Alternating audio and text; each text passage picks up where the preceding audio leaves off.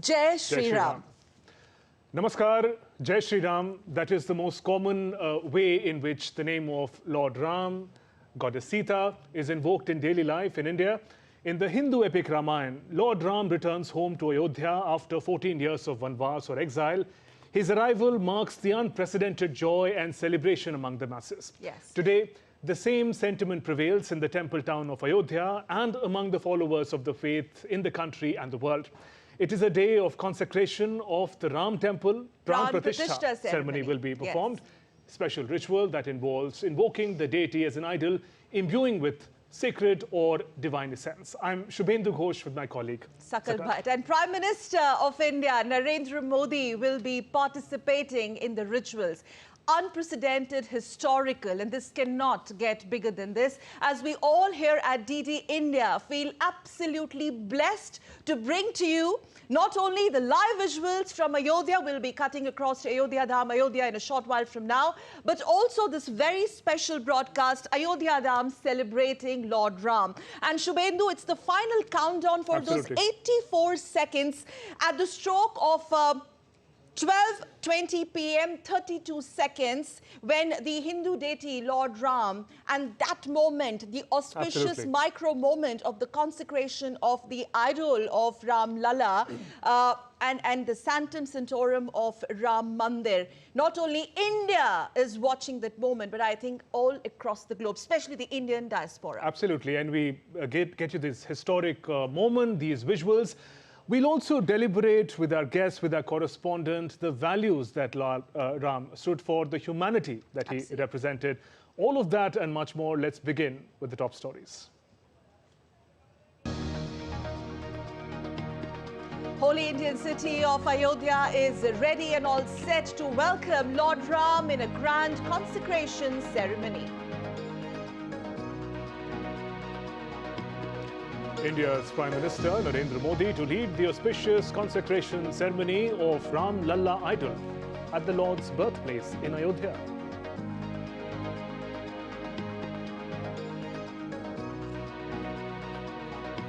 And the Hindu community all across the globe showcased their unbridled enthusiasm and reverence for this very, very historic occasion.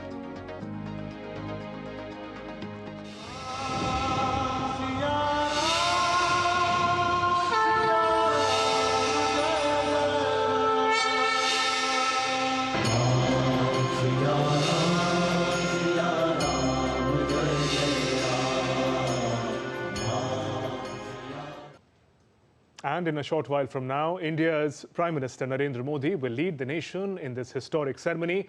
Many prominent personalities from all walks of life are attending this grand event in the temple town of Lord Ram. The city of Ayodhya is witnessing the presence of thousands of sadhus, saints, devotees for this auspicious event.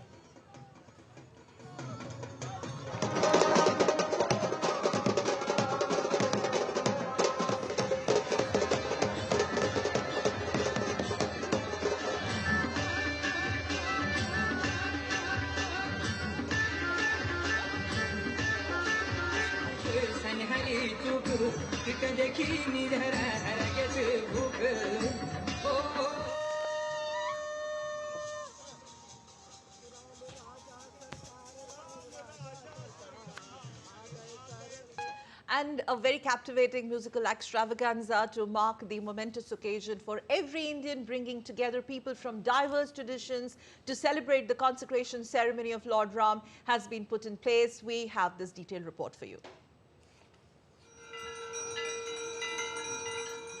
Emulating the tradition and ritual of the Indian culture to divinize any good event or festival, an elaborate performance termed as Mangal Dhwani or auspicious tune will be played before the deity to radiate joy, auspiciousness and energy.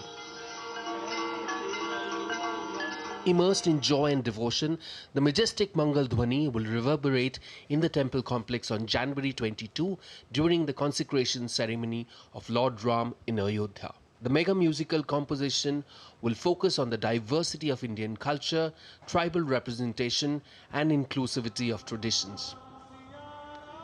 The entire musical ensemble, referred to as Mangal Dhwani, will include instruments ranging from native Awadh's or Uttar Pradesh's traditional musical instruments including pakhawaj, bansuri and dholak, to Karnataka's Carnatic Veena, Delhi's Shehnai, Santoor of Madhya Pradesh, among others. Music and musical instruments right from ancient times including pakhawaj of Bihar, Ravan Hatha from Rajasthan, Shri Khol and Sarod from West Bengal, Ghatam from Andhra Pradesh, Sitar from Jharkhand, Uttarakhand's Hudka and musically rich Tamil Nadu's Nagaswaram, Tawil and Mridangam will also add on to create a divine atmosphere on the day. The entire musical extravaganza is being orchestrated by the prestigious Sangeet Natak Academy and is being coordinated by the renowned writer of Ayodhya culture, Yatindra Mishra. A composition with over 50 exquisite instruments from different states of India will be played during the auspicious occasion. Anita Raj for DD India.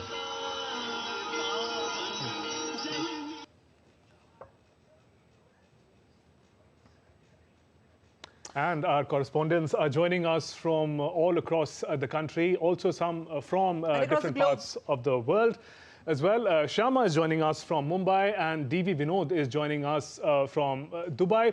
Shyama, well, you already are, I believe, at a temple premises. While the center is Ayodhya today, tell us about the celebrations taking place in Mumbai as we speak. Well, Shivendu, you rightly said the center is Ayodhya, but from there the rays are emanating everywhere, not just in India, but the entire world. You've mentioned that you can see the visuals of temple over here, and you rightly said we are here at Ram Mandir in Vadala, where you can see the decorations over here, how the mandir is decorated. It's not just the traditional flowers and leaves, sorry, but it is also the fruits of all kinds that has been put over here. Inside, if you go, the devotees are queuing up to have darshan of the Lord, and inside there is a puja, there is a abhishek going on where water from 9 rivers of Maharashtra have been brought, and that abhishek is being happening. There are the devotees over here, they are thronging, and let's talk to them. कैसा माहौल है आपके लिए? आज का दिन का क्या महत्व है? आज रामनवमी है, सबसे बड़ा त्योहार है, दिवाली से भी बढ़कर त्योहार है। हम लोग बहुत खुश हैं। आपके लिए कितना महत्वपूर्ण है आज का दिन? जय Shri Ram. Jai Siya Ram is the chanting which is going to take place today, and as people are saying that this day today is bigger than Diwali because yes, it is another homecoming of Lord Ram after as we celebrate Diwali, where Ram had conquered evil, conquered Ravan, and he had returned home. Today Ram is coming home, returning to his home, and that's what the celebration is like in not just this temple, but the entire Maharashtra is decked up. It's drenched into the festival fervor. Yes. Shama, good morning, and Jai Siya Ram to you as well, Sakal here. It also seems that, yes, you know, the sentiment of the celebration and festivities is not only confined to temples, it seems. If we talk about across the country, since you're reporting from Mumbai, all that sentiment is also percolated into households as well. A lot of people have planned their evenings and afternoons, live, TV watching sessions, and you have big screens installed in various societies in Mumbai, I've been told. You rightly mentioned that there are several societies which have organized this kind of celebration, this kind of live viewing. Here also in this temple, they have a huge auditorium wherein they have put in a big screen where devotees in large numbers are expected to come in and watch the live ceremony going on, which is obviously the live signal is given by Doordarshan and their huge team. Also, as this central government has given a half-day leave to all the employees, and even Maharashtra has given a lot of, in a lot of sectors there are holidays. People are really going to utilize this day as they'll be watching the consecration ceremony, and then there were people coming at the doorstep, and they were offering the rice, the raw rice, saying that once the consecration ceremony is completed, it's concluded, we can utilize those rice, that grain into khichdi, either into khichdi, or we can just wrap it into a red cloth and keep it with us. So Lord Ram has actually reached to each household with all these simple but noble gestures of the people who are taking initiative. Unbridled faith in their Lord Ram. Shama, stay with us while we go across to Dubai, UAE, where our correspondent DV Vinod is joining us now. Vinod, Indian diaspora is a thriving population in Dubai as well. We understand not very far in Abu Dhabi, the first Hindu temple is also coming up. Tell us how Lord Ram, the faith, is uniting these two civilizations. Shubhendu, as you rightly said, we have got a very thriving Indian community here. You can see that the community has joined us in celebrations. The total population of UAE is around 10 million, of which 3.95 million is Indians. And I am staying here at this place called Dubai, where we are joining. This is the heart of the Indian diaspora here. And here at the Sindhi Ceremony Hall, we are having an event which is called the Uttar Pradesh Divas. And along with that, we are commemorating this consecration of Ayodhya Lord Ram. And moving to Abu Dhabi, the UAE's decision to grant land and support for this temple's construction reflect the commitment of the religious tolerance and inclusivity of this country. This is a country which have a ministry of tolerance and coexistence. This gesture definitely fosters mutual respect and understanding between different faiths. To explain it more, we have with us a very special person, Mr. Gopal Kukni, who has stayed in Dubai for the last half a century, was instrumental in setting up the Jebel Ali Hindu temple here in UAE. He'll give the history of how this cultural coexistence between these two countries have been happening for the last many centuries, and particularly in the last century. Yeah, Mr. Gopal Kukni. Jai Shri Ram. This is Gopal Kokani from Dubai. Yes, I have been a witness to the growth of our cultural as well as diplomatic relation between these two countries, UAE and India, from 1973. And we are very much thankful to the visionary rulers of UAE and Dubai, who have granted us land for a new temple to be built in Jebel Ali. And I was instrumental by the grace of God from the day one, from getting the land until the temple was opened 1.5 years back. And I have been, for past 5 years, I've been involved in the Dubai temple as a general manager from 2018 to 2023. This temple was opened here in 1958 by the blessings of His Highness Sheikh Rashid bin Saeed Al Maktoum. And no doubt, this country, they have a ministry of religious tolerance and coexistence, and it is a very good example. We see our temple. There is a Krishna temple which was established in 1902, and it is bang in the vicinity of the Grand Mosque of Dubai. So it reflects the exemplary example of coexistence and religious tolerance. Thank you, Mr. Kukni. Thank you. This temple's inauguration can be seen as a very positive step in strengthening already strong diplomatic ties that is between India and the UAE. It reinforces a message of mutual respect and cooperation. To speak more about the economic impacts of what's going to happen after the inauguration, we have with us Jaya Maitani. Hi, Jaya. Hi, this is a moment of joy and pride as well. And as Mr. Vinod is telling, yes, it's going to be very fruitful for our economy also, as that जो है वो पर्यावरण के हिसाब से या जो भी आज मिस्टर मोदी हमारे लिए कर रहे हैं, तो वहाँ पर पर्यटन बढ़ेगा और उससे बहुत ही यहाँ से भी बहुत सारे लोग वहाँ पर जा रहे हैं. तो definitely it's going to be amazing for us, and we are very thankful to Mr. Vasu Shroff, Mr. Chandrasekhar Bhatia, and they are just giving us opportunity to conduct cultural activities. Here we have Hanumanji also here, Mr. Nandlal. Yes. This is part of the cultural celebration that is going to happen here. So back to back, we are doing this from morning till night. We are conducting all these activities, and now I'll be handing over to Ms. Chanda Bhatia. Vinod, yes. Yeah. Okay, ma'am can quickly, in fact, make a comment to adding to that. Let's also talk about the Hindu temple to be inaugurated in Abu Dhabi, which also will have the deity of Lord Ram, which also reiterates Indian civilization's footprints, not only in India, but across the globe. Now here we're talking about Dubai and how faith actually binds the people as far as two nations are concerned. Vinod. See, the relation between India and UAE dates back to centuries. It can even date back to the BC centuries. So here we have got three temples: one at Burdubai, one at Jebel Ali, and one at one that's coming in Abu Dhabi. All these three temples have Vishnu Murtis. Here in Burdubai, we have the Vishnu Murti in the form of Sri Krishna. Here in Jebel Ali, we have the Murti in the form of Ram. And in the upcoming at Abu Dhabi, we have the Ram and Sita as one of the Murtis among the 16 deities that is going to be present. Right, Vinod, we'll keep coming back to you. Stay with us as we connect with our reporters and we get visuals as they come in. Meanwhile, Uttar Pradesh Chief Minister Yogi Adityanath greeted people as he arrived at Sri Ram Janmabhoomi temple venue in Ayodhya. The entire city is infused with Ram Dhun as people eagerly await the historic event of consecration of Sri Ram Mandir.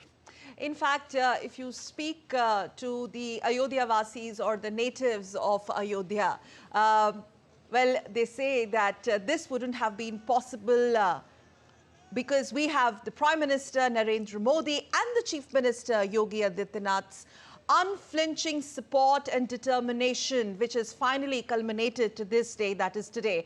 On your screens, viewers of D-Day India who have just joined us this morning here in India and across the globe from various time zones. These are visuals earlier today when Chief Minister of Uttar Pradesh, Yogi Adityanath, arriving at the Ram Janmabhoomi temple.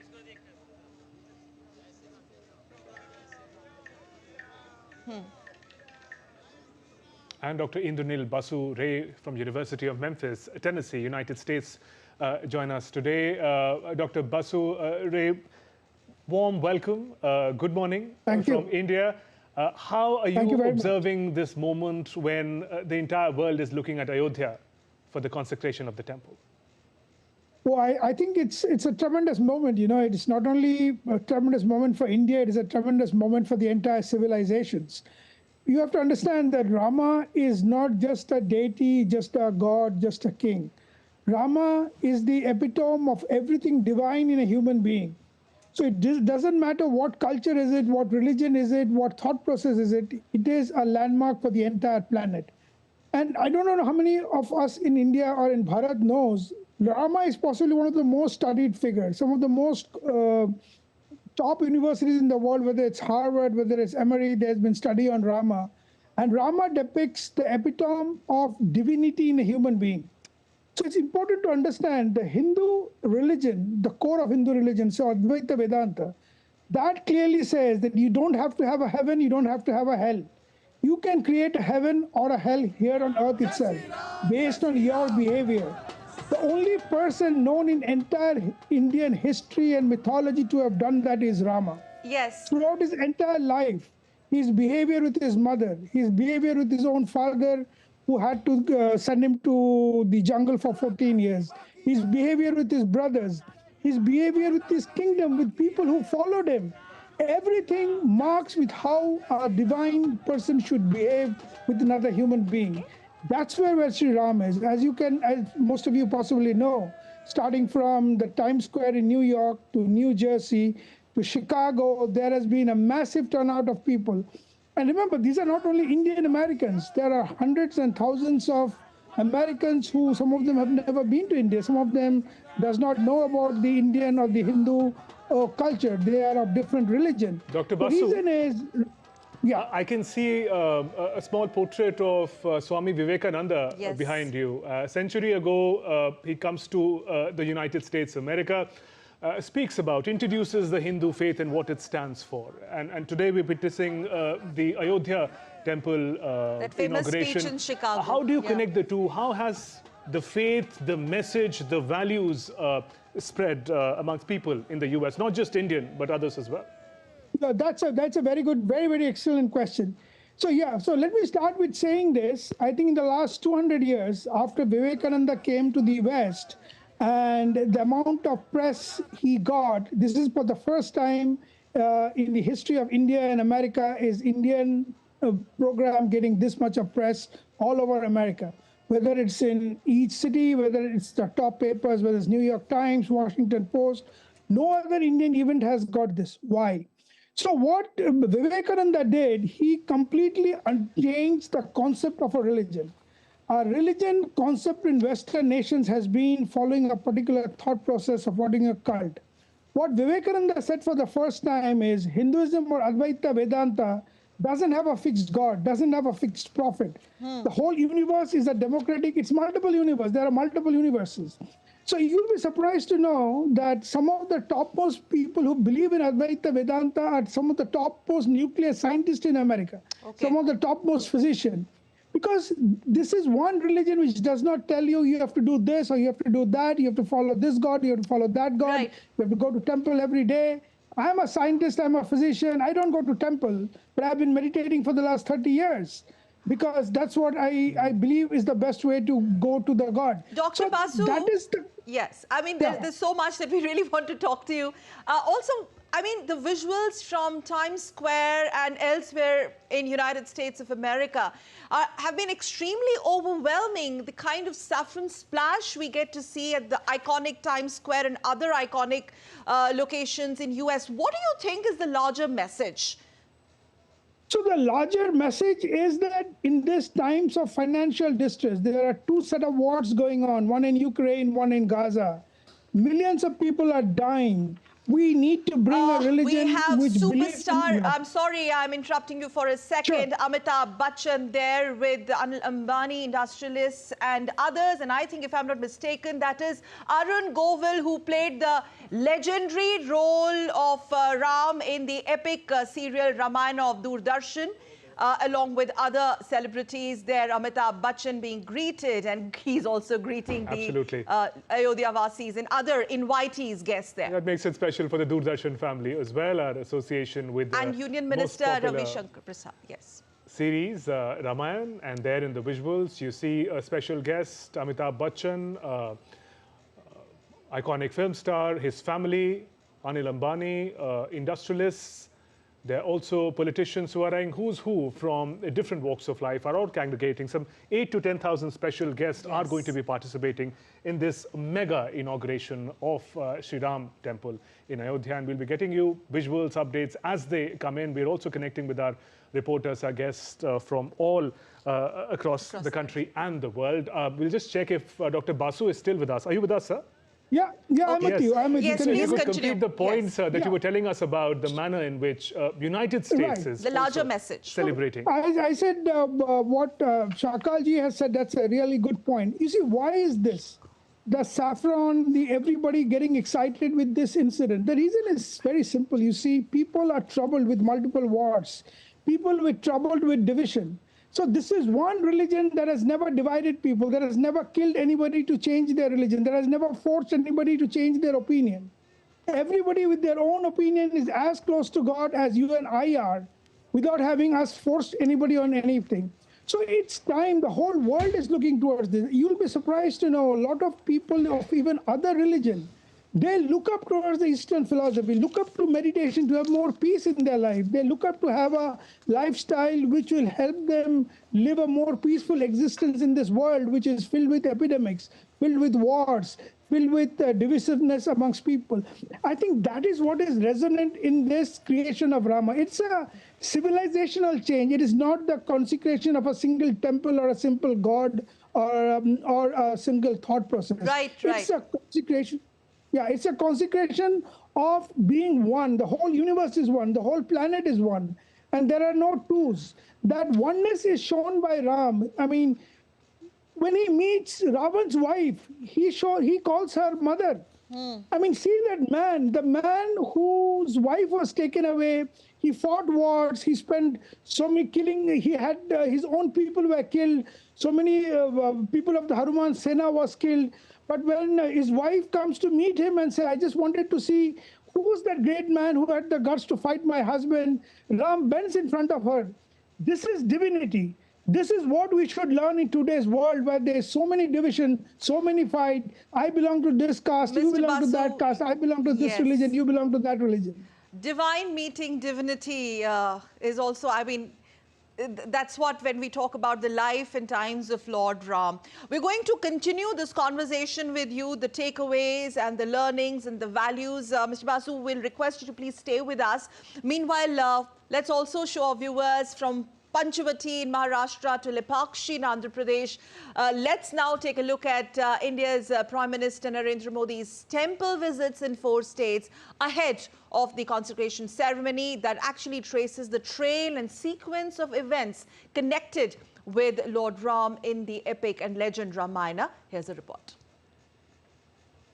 To participate in a ceremony like the consecration, one must try to connect with the divine force within oneself. Prime Minister Narendra Modi said as he began a special ritual of 11 days on January 12th ahead of the consecration ceremony in Ayodhya, scheduled for Monday. As part of this ritual, or Yama Niyama, which are described as ethical guidelines in the Gita, PM Modi has been visiting temples with connection to the Ramayana. In the past 2 weeks, PM Modi has travelled from Maharashtra to Andhra Pradesh to Kerala to Tamil Nadu. Starting from Panchavati in Maharashtra, PM Modi offered prayers at the famous Kalaram temple and listened to the verses of Bhavartha Ramayana written in Marathi.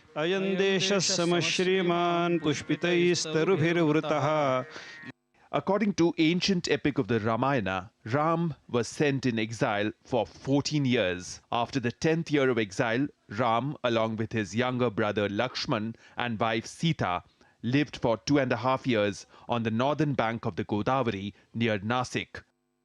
This place is known as Panchavati. While it is not exactly known how the temple got its name, it is believed that Lord Ram killed 14,000 demons in just 1.5 minutes, and therefore it is called Kala Ram. From Nashik, PM Modi travelled over 1,000 kilometers southwards to Lepakshi in Andhra Pradesh on January 16th and visited the Veerbhadra temple. During his visit, PM Modi chanted bhajans and also heard verses from the Ranganatha Ramayana, the Telugu rendition of the Ramayana. Lepakshi, which means rise or bird in Telugu, holds a special place in Ramayana. According to the epic, after Ravan kidnapped Sita and boarded the flying chariot Pushpak Viman to take her to Lanka, a mythical giant bird, Jatayu, valiantly fought the demon king and tried to stop him en route. However, Ravan slashed one of Jatayu's wings, injuring the bird grievously, and fell in Lepakshi. It is here that Jatayu informed Ram that they should move southwards towards the seashore to reach Lanka. Jatayu was then granted moksha, liberation from the cycle of death and rebirth, by Lord Ram. On January 17th, PM visited the Triprayar Sri Ramaswamy temple in Thrissur, which is located on the Karuvannur river, also called the Tirva river. This temple is often referred to as the Ayodhya of the South, which showcases magnificent carvings illustrating significant events from the Ramayana. The temple is one of the 5 major shrines dedicated to Lord Ram in Kerala. This is one of the 4 temples where devotees devoted to Ram and his 3 brothers, Lakshman, Shatrughna and Bharat, during the month of Karkidakam, also known as the month of Ramayana. In this temple, the figure of Lord Ram has 4 arms, bearing a conch, a chakra or discus, a bow and a garland. The next stop for PM Modi was Sri Ranganatha Swamy Temple in Srirangam in Tamil Nadu's Trichy on January 20, coinciding with the sequence of PM Modi's temple visits and the events in the epic. The temple is also related to the Ramayana and finds mention after Lord Ram had slayed Ravan. Legend has it that Lord Ram gave Ravan's brother Vibhishan his own dynasty's Aradhan Murti, an idol of the reclining Vishnu, in a sign of gratitude for helping him during the Lanka war. When Vibhishan was passing through Tiruchirappalli, he decided to take a bath in the Kaveri river and perform his daily worship. He gave the idol to a local boy whom he met on the banks of the river. Legend has it that the boy was Ganesh, and it was a conspiracy to not let the idol leave Indian soil. When Vibhishan returned after performing his rituals, he saw the idol on the ground, where it remains permanently fixed to this day. The idol was discovered thousands of years later by a king of the Chola dynasty who established the Sri Ranganatha Swami temple. PM Modi moved to the popular pilgrimage destination Rameshwaram. Here PM Modi visited the famous Arulmigu Ramanatha Swami temple, one of the Char Dhams. It is believed that while Lord Ram was returning to India from Lanka, he wanted to atone the sin of killing a Brahmin. Then Lord Shiva advised him to make a shivling, the symbolic depiction of Lord Shiva, and perform his rituals. Lord Ram then sent Hanuman to Mount Kailash to find a shivling. However, Hanuman did not return on time, and Sita used sand from the seashore to build a shivling. Modi's final stop was at Sri Kothandarama Swami Temple in Dhanushkoti, an abandoned town at the southeastern tip of Pamban island of Tamil Nadu on Sunday. The Prime Minister also visited Arichal Munai, which is said to be the place from where the Ram Setu was built. The name Kothandarama means Ram with the bow. It is said that this is where Vibhishan first met Sri Ram and asked him for refuge. It is also believed that Vibhishan's coronation was held at this place. Prime Minister Narendra Modi's decision to adopt an austere lifestyle reflects his dedication and reverence towards the temple consecration. With Bureau Inputs, Anita Raj, DD India. And today, Prime Minister Narendra Modi will be in Ayodhya, leading the prayers and all the rituals to the inauguration of Sri Ram Mandir. Our continuous coverage continues. Our reporters are joining us from different parts of the country and the world. Shweta is joining us from Janakpur Dham in Nepal, and Siddharth, a colleague, is in Ayodhya. Shweta, let us come to you first. I believe Janakpur Dham, Goddess Sita's hometown. Tell us, for our viewers, the significance of where you are in the epic Ramayana, and what are the sentiments as Ayodhya gears up for the Ram temple today? Shweta. Shubhendu, actually the place standing. This is the palace of Raj Vishnu Janak, and the place where Goddess Sita grew up. She has a childhood here, and on my left side I have Vivah Mandap of Sri Ram and Sita here. So this is very pious place where there is a huge devotion of people assuming whatever they wish it comes true, because this is the place where Sita got Ram. So you see at my back here people have made rangoli with flowers, and that is in the shape of Ayodhya with Shiv Dhanush at the bottom, and with clay lamps they have written Jai Siya Ram. And today in the evening, this 1,25,000 of clay lamps will be lit, and that will be showing oneness with Ayodhya. How Janakpur is celebrating Ram Lalla consecration in Ayodhya, the same festivity Janakpur feels here. This is the maternal house of Sita, that is without Sita when Ram is incomplete. So this same completeness comes over here. Totally, Shweta. You know, beautiful visuals we can see. I mean, you know, thank you for, getting that live report from that very spot, which reiterates the connect between India and Nepal as far as Lord Ram is concerned. A bit on the proposed Ramayana circuit. That is also something very important and critical when we talk about India's civilization. Can we go to Shweta again, please, and have Shweta on screen with, yes, she's there. And when we were in Ayodhya, there are lots and lots of pilgrims that continue to throng Ayodhya from Nepal as well. It's like another, perhaps a second home to them. Yeah, because Ayodhya is groom's place, in-laws place of Sita. So locals here, all the residents in Janakpur, assume Ayodhya to be their daughters-in-law's place. So they treat that even now. When I visit here, locals, they say, "Acha, you're from India. Okay. आप तो हमारे बेटी के घर के ससुराल से." So that oneness they have. Even in December, they started a Bhar Yatra from Janakpur to Ayodhya, in which, according to Mithilanchal tradition, they carry sandesh, bhar, that is sweet box, clothes, shoes, jewelry, silver and gold, to the groom's house. So that tradition even they continue right now at this. That was in Treta Yuga that marriage happened, and this is after so many thousands of years that the tradition continues here in Janakpur. Right, So the Shweta. warmth is here. Yes. From Treta Yuga to Kali Yuga, the bygone, era to the modern times, the sentiment, Lord Ram, and the very essence of Ramayana and Lord Ram continues to stay. Absolutely, and not just in temporal sense, in spatial sense. Let's go across from Janakpur Dham in Nepal to the place where the world is looking at today, Ayodhya. My colleague Siddharth is there. Siddharth, you're going to be one of our reporters most busiest today. Many followers, believers would say they've waited for hundreds of years for this day to come. And now the day is here. How are people of Ayodhya gearing up for the inauguration of the temple? And if you can also give us some insight as to what will be Prime Minister's program, the rituals like today?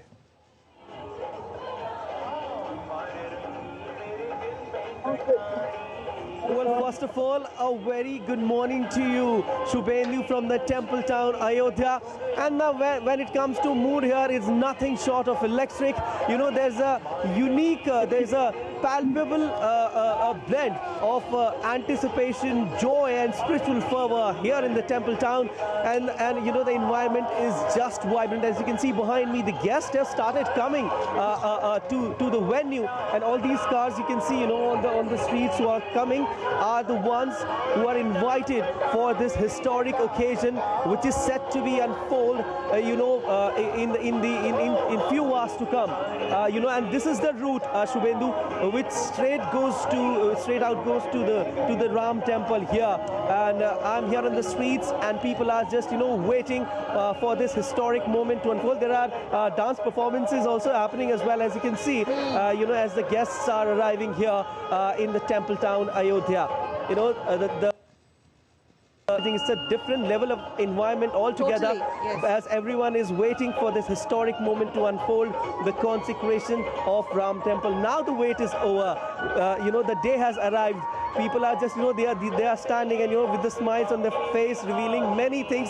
They so want to go inside the temple, but they cannot today, you know, because of the restrictions. Only the invitees, around 7.5 thousand to 8,000 invitees, are expected to be a part of this momentous occasion. From tomorrow, it will be open to the public, but today there are restrictions that have been put in place. Okay, Siddharth, you've been reporting from there in the last 2 weeks. You know, take us through the build-up for the D-Day today, the cultural extravaganzas organized, the events that have been organized, and today there are reports suggesting that there are going to be about more than 3,000 or nearly 3,000 musicians performing live at various places in Ayodhya. From where you're reporting, that's Rampath, actually, iconic Rampath, which actually takes you right to the Ram Janmabhoomi, and that, by the way, is dotted with the ancient temples all across. Siddharth, so for this day, the excitement that has been building up in Ayodhya.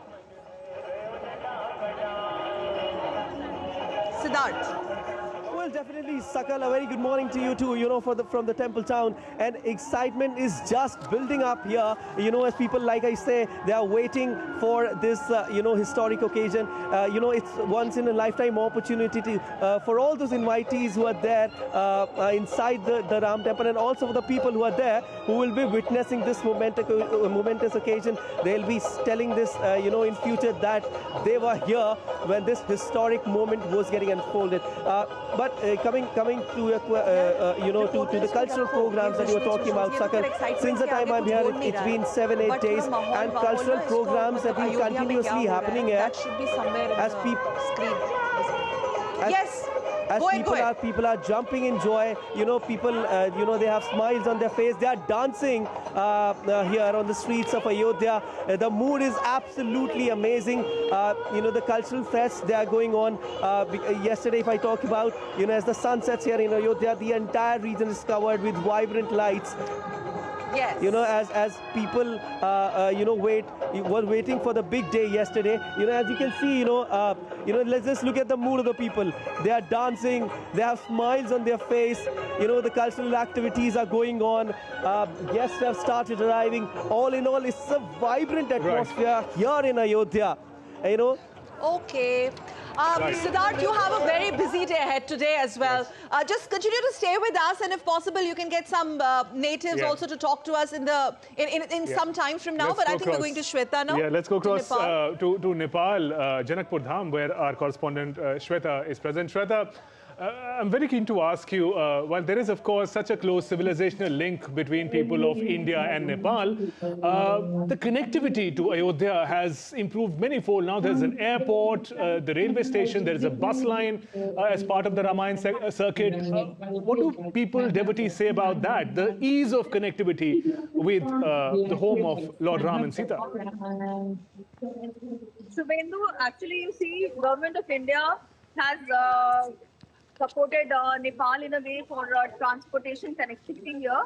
There is a railway station already in Janakpur. A railway operational line is here till Vindabad. So there is a complete rail line that is connecting people to Nepal. Okay, we'll try and go to Shweta in a bit from now. Again, we'll try and reconnect with her rather beautiful visuals out there. And let's quickly also once again take this opportunity to welcome author, scholar, historian Makhanlal ji in our New Delhi studios of DD India. Sir, good morning. So, I mean, what do I ask you? You know, you ask people in Ayodhya, they say the long wait of more than 5,000 years, you know. But finally, it has come to this. I'm very keen to understand, sir, there's so much about Lord Ram, which is about faith. But you're an historian. How do you look at the events that are unfolding today? You see, it's not that this event is for Ayodhya in the lifetime of people of Ayodhya, or in your and my lifetime. We are fortunate, that's all I will say. But it's one of the greatest events in the lifetime of a nation. Okay. And that is where we should be very proud of it, that Lord Ram's temple is being not built, restored to him. Remember these things. There was a temple. Now Lord Ram is getting back his place. And we should be very proud of it, number one. Number two, civilizational links we were talking about. Yes. I think it's not links. We are the part of the same civilization and same geography. Remember that Janakpuri, Lord Ram's Sasural, Sita's home, was very much part of one civilization. Buddha is very much part of the same civilization, and Buddha himself says he got the enlightenment from Kapil Muni, the founder of Sankhya philosophy. So Nepal, India of today, I'm not talking about India of Ashokan period.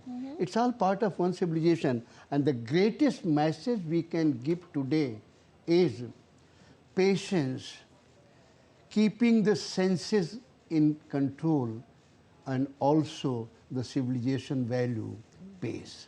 Not only pays, it paves the way also for the rest of the world how to be part of a better civilization rather than part of a war. After all, Lord Ram is someone who should be followed as ideal by all sons, followed as ideals by all brothers, follows an ideal person with all women, follows an ideal ruler by everybody. Just before that, I was talking about the way he treated in the battlefield Mandodari. I will just repeat because those who did not join, Ravan's body is lying dead. Ram is pensive mood sitting on a rock. Suddenly he sees a shadow coming from behind and he sees that it's a woman. He gets up, looks back and he says, "Mother, who you are? What can I do?" She said, "I'm Mandodari." "Why you are here, mother?" Says that I just wanted to see the person who killed somebody who had defeated all the kings in the world, including Lord Indra, who killed him? So Ram said, now you found the answer. You know what Mandodari said? Yes. Here is a man who looks at the shadow, gets up and bows down. That's the respect for women you give. Yes. In the current That's kind of thing. At the time of war, just imagine census being kept. At what place better half has to be kept. Yes.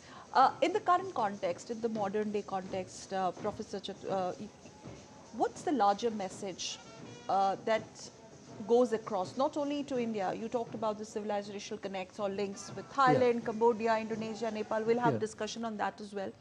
But if you look at the way this has brought everyone together, the devotees of Lord Ram, not only in India but across the globe.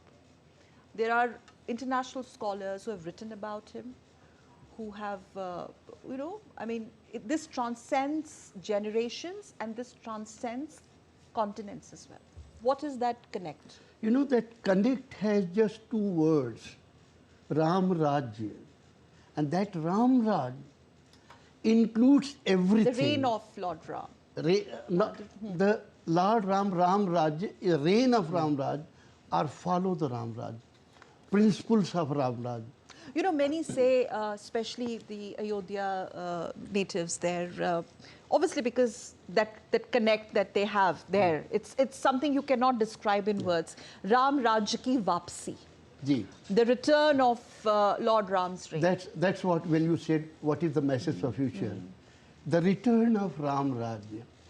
It is always said that Ram Raj is the most ideal situation. Ram was the greatest and most ideal ruler in the world, where everybody had the same freedom, everybody had the same right, everybody had same respect in the eyes of king. And remember, a king being taunted by a washerman is taken note of. He's not wished away, taken note of, and actually meaning thereby even the lowest of lowest washerman is heard by the king. That is what you call ideal rule of law. Ram Rajya is ideal rule of law, where no big fish is going rule of law. No big fish is going to eat away small one or defenseless. Right, and Professor Makkanlal, as we continue our conversation, we must also remember most of our viewers are joining us from outside of India. Many perhaps may not be familiar with Indian traditions and faith, and perhaps the sort of journey of the lore associated with this. The journey of Lord Ram. So we will try and simplify in our expressions of what Ram stood for. No, that's why I put it in modern word, rule of law. Yes, many would be familiar with the word avatar, thanks to popular culture. Now, Lord Vishnu, God Vishnu, takes a human avatar. Lord Ram celebrated as a human divine, not as God first, but as a human divine. What is the significance of that? He having achieved what he did as a human being, as an avatar of Lord Vishnu. You see, there is a concept of avatar is, Lord Ram is 8th avatar of Vishnu. Krishna is 9th. We are waiting for 10th.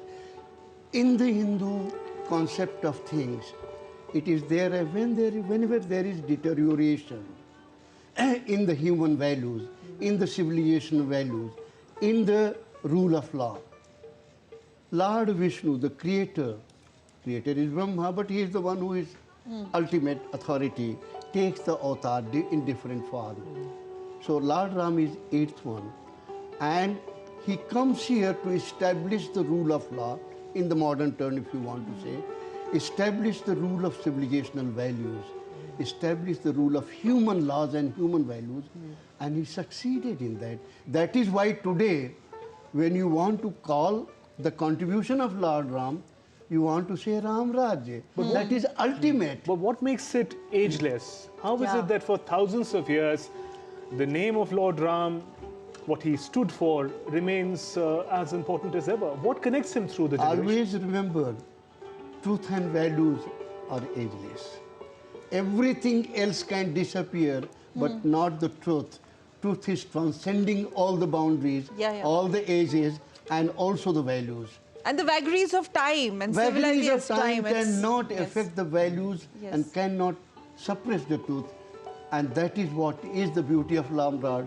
he has stood for the truth and he has stood for the values. And that is why, again I say, he has stood for the rule of law. Rule of law will always be eternal. Yes. It will not be for time being. Okay, okay. It cannot keep changing. Rule of law is rule of law. Okay, sir, stay with us. We have to talk a lot with you. This conversation will continue, but talking about Lord Ram, the mention of Ramayana will always be there, and Ramayana is considered the heritage of all people in India, particularly. It reminds people of their duties towards the world, towards the society, and towards the family. So this epic has linked India with different parts of Southeast Asia, the civilizational footprints that we were talking about earlier, through oral and cultural traditions as well. We have this report which tells you more. This imposing structure, the Ram temple, is in the traditional Nagar style. It is 3-storied and each floor is 20 feet tall. The temple has 392 pillars and 44 doors. There are 4 temples at its 4 corners, dedicated to the sun god, goddess Bhagwati, Lord Ganesha and Lord Shiva. The temple has been constructed entirely using indigenous technology with emphasis on water conservation. India's rich literary heritage is globally recognized in the form of the great epics like the Ramayana and the Mahabharata. The story of Ram, originally written by Valmiki, consists of 24,000 shlokas. The Ramayana is about 480,000 words and is much smaller in length than the Mahabharata. UNESCO acknowledges Ram Leela as a performance of the Ramayana epic in a series of scenes that include song, narration, recital and dialogue. The most representative Ram Leelas are those of Ayodhya, Ramnagar, Banaras, Vrindavan, Almora, Satna and Madhubani. The performances last 10 to 12 days, but some, such as Ramnagar, may last an entire month.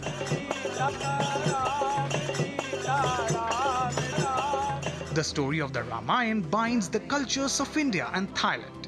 Lord Ram is central to the people of both the countries. Ayodhya, around 70 kilometers north of Bangkok, has its roots in Ayodhya, the birthplace of Lord Ram. Rama King is the Thai version of the Ramayana. The Ramayana is said to be brought to Southeast Asia by Buddhist monks. Lord Ram is so entrenched in Thai culture that the Thai soil from Ayodhya has been sent to Ayodhya for the temple. Angkor Wat in central Cambodia has 2 brilliant temple complexes that display Ramayana and Mahabharata on their walls. Rama's Bridge, also known as Adam's Bridge, is a chain of limestone shoals between Pamban or Rameshwaram Island off the coast of Tamil Nadu and Mannar Island on the northern coast of Sri Lanka. The 50-kilometer stretch was first mentioned in the ancient Indian epic Ramayana. Valmiki speaks of a bridge, Setubandhanam, a bridge over the ocean linking India with Sri Lanka. The Indonesian version of Ramayana is the Balinese Ramaka Waka, which is a developed version of the Kakawin Ramayana. Here Sita, Rama's wife, is depicted as a bold and strong and is seen fighting with Asuras in Ravan's Lanka instead of waiting for Ram to rescue her. The Ramayana circuit includes major pilgrim sites in India and Nepal related to Ramayana, such as Ayodhya in Uttar Pradesh and Janakpur in Nepal, believed to be the birthplace of Sita. The Ayodhya Ram temple will no doubt become an important pilgrimage center for Hindus. It is revered as the birthplace of Lord Ram.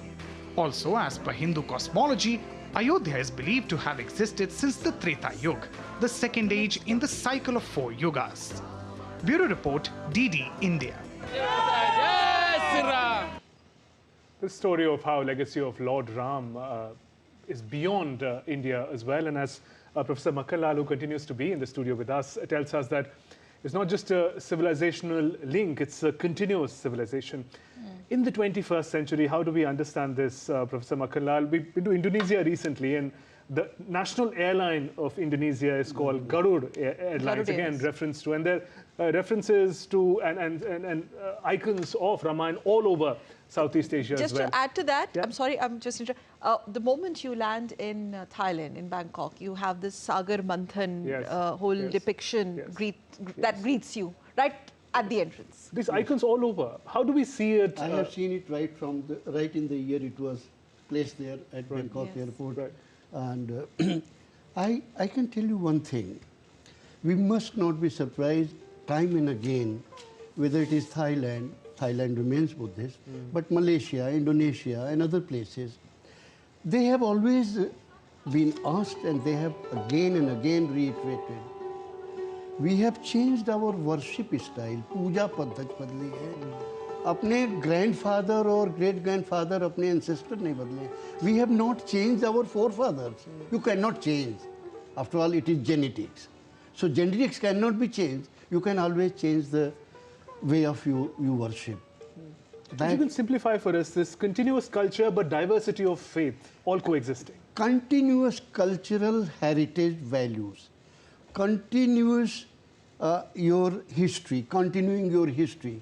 History, remember, cannot be changed. It's a continued history, it's continued heritage, but it's a new puja paddhati, it's a new kind of puja paddhati, worship style, they adopted. So it is only the worship style has changed, but not their history has changed, and they own their history. And remember it, there is a lot of debate in recent past going on even in Pakistan, that's impact of Ram Janmabhoomi, that we must own our pre-1400 years history of Pakistan. Can you imagine? This debate has started. That is the great value of this Janmabhoomi, that Pakistan is now, large number of historians are now writing, that we must own our history, our heritage. That was pre-1947 or that was pre-1400 BC. Right. Professor Makhanlal, we continue our conversation. Let's take a look at how outside of India also this historic day is being observed as Ayodhya gears up for the Ram temple. In Nepal, volunteers prepare to light 1.25 lakh diyas at Janaki temple. Nepal, we understand, is also known for its traditions for worship of Lord Ram. If we can have that story here, where in Nepal this is mega lamp being lit by people of the country celebrating Lord Ram at Janaki temple.